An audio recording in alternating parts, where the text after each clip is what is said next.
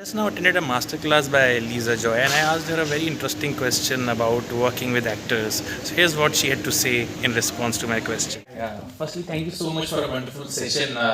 So many wonderful questions were asked, but one question that I have always been tempted to ask writers is the question about writers and actors, and how they work in pairs. Westworld is a show, wherein you have the luxury of working with so many great actors, female, male, wonderful actors, and YouTube is full of, those breakdowns of Anthony Hopkins, Ford, and, Man in the Black and his origins and backstories. So I just want to understand from you how big a luxury it is, to have these wonderful actors at your disposal, and if you could also give some, maybe examples, as and when you face any difficulties, something, didn't work out.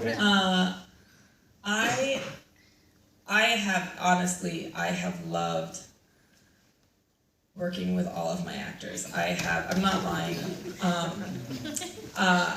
I'll tell you a story about one that was off to a rough start later, but I am being honest, and I think the reason why I've had a good experience with my actors, and I've had actors get mad at me and yell, not on my own shows, but on a different show.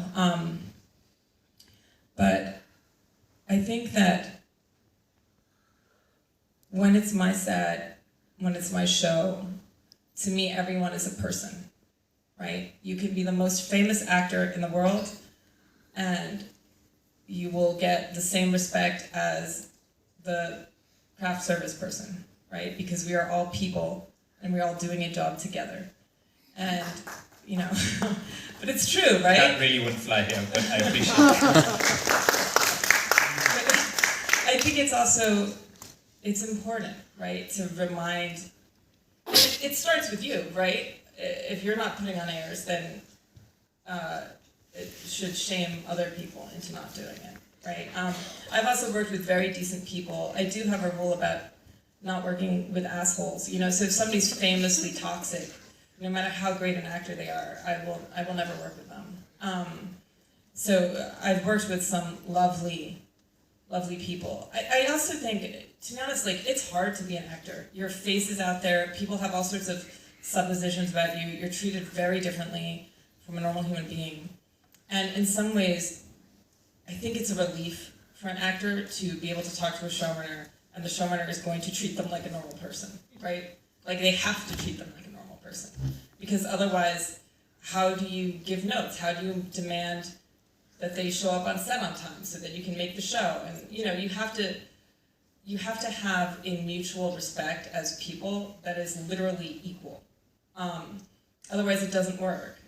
And so I'm also very explicit about that. If I feel that might be a problem, I will talk about it in an initial interview in casting. I'll be like, this is how it works with me. If you're not okay with that, that's okay. We shouldn't work together. It's no harm, no foul, But I had not everybody likes you, at the same time you have to respect people, but you can't guarantee people will like you. And I remember working with one actor, I will remain nameless, but he's quite iconic, and he just didn't like me, right? And I knew it, and some people just don't like you, they get an impression and they're not into it, and then I had to direct him, and I was scared. And so I think the thing you have to be as a showrunner or a director or whatever is brave and forthright, right? So rather than hiding from the fact that I knew, not because he was talking about me or anything, I could just tell from the energy that he was not quite, I think he was like, what is this girl doing here? So I asked him out to breakfast, and I was like, I'm not sure that you like me. That's irrelevant right now, right? You don't need to like me.